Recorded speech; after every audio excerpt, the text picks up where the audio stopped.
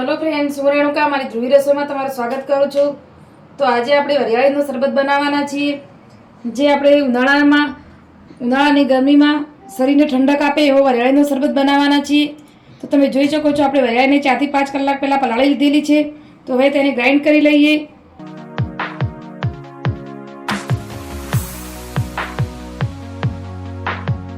શરબતમાં આપણે થોડોક ટેસ્ટ વધારવા માટે આપણે પુદીનાના પાન લીધા છે, થોડાક પુદીનાના પાન પણ લઈશું। તો બંનેને હવે સરસ મિક્સ કરી અને પીસી લઈએ।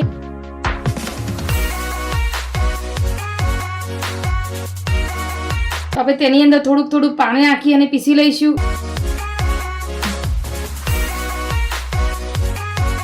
ફ્રેન્ડ્સ, તમે જોઈ શકો છો એકદમ સરસ એવું પીસી અને તૈયાર કરી લીધી છે આપણે વરિયાળીને।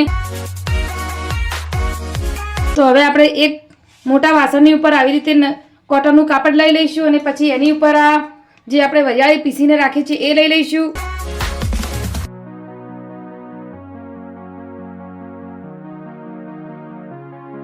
કાપડમાં રાખ્યા પછી આપણે વરિયાળીને સરસ રીતે નીચોઈ લેવાની છે, જેથી કરી તેનું બધું પાણી બહાર આવી જાય।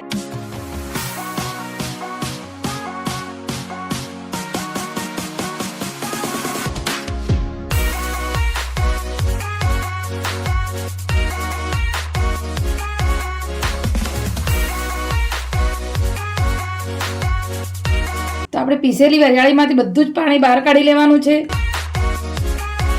તો આ રીતે સરસ રીતે નીચોઈ અને કાઢી લઈશું। તમે જોઈ શકો છો આપણે એકદમ સરસ એવું વરિયાળીમાંથી બધું જ પાણી કાઢી લીધેલું છે।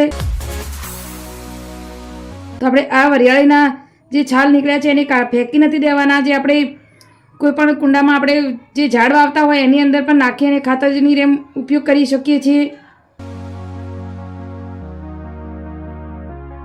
તમે જોઈ શકો છો આપણે વરિયાળીના પાણી બધું જ કાઢી લીધેલું છે।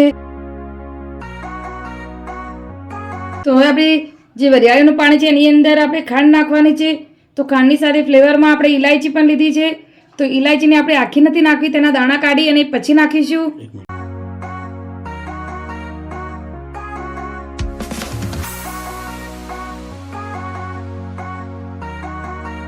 તો આપણે ખાંડની અંદર ઇલાયચીના દાણા પણ સરસ રીતે ફોલી અને નાખી લીધા છે।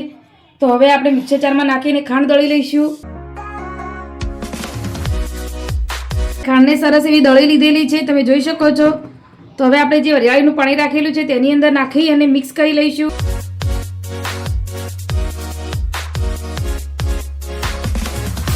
તો હવે તેને પણ સરસ મિક્સ કરી લઈશું।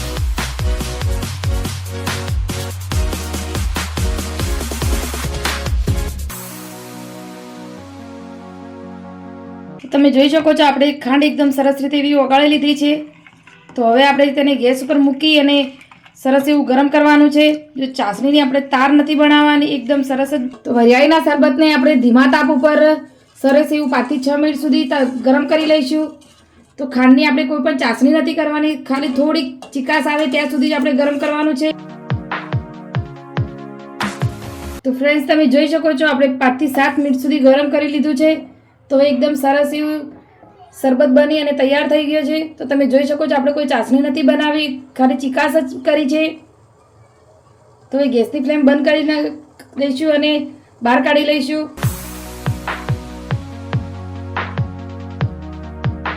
તો આપણે વરિયાળીના શરબતની નીચે ઉતાર્યા પછી સતત હલાવતા રહી અને ઠંડો કરી લઈશું।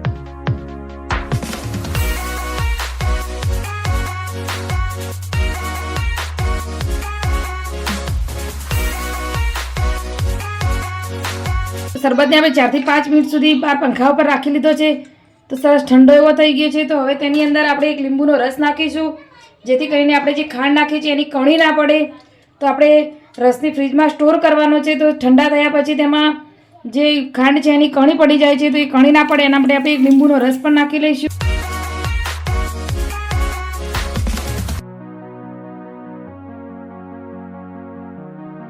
તો એકદમ સરસ એવું આપણે 2 થી 3 મહિના સુધી સ્ટોર કરી શકો એવો વરિયાળીનો શરબત બની અને તૈયાર થઈ ગયો છે।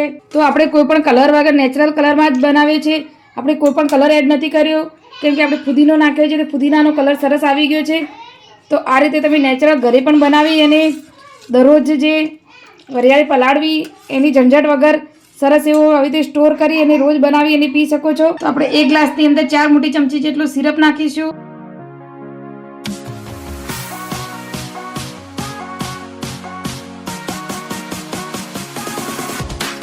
ઠંડો રાખવા માટે આપણે થોડાક બરફની સ્લાઇસ નાખીશું.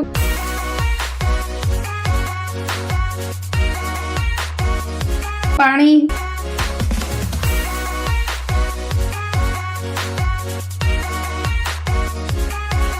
તો ઘરે મહેમાન આવે અને આપણે ઝટપટ જો શરબત આપવો હોય તો આ રીતે તમે 2 જ મિનિટમાં બનાવી અને આપી શકો છો. તો તમે જોઈ શકો છો એકદમ સરસ એવો ઉનાળાની ગરમીમાં શરીરને ઠંડક આપે એવો વરિયાળીનો શરબત બની અને તૈયાર છે. તો વરિયાળીના શરબતની રેસીપી આજની મારી ગમી હોય તો લાઈક શેર કોમેન્ટ કરજો.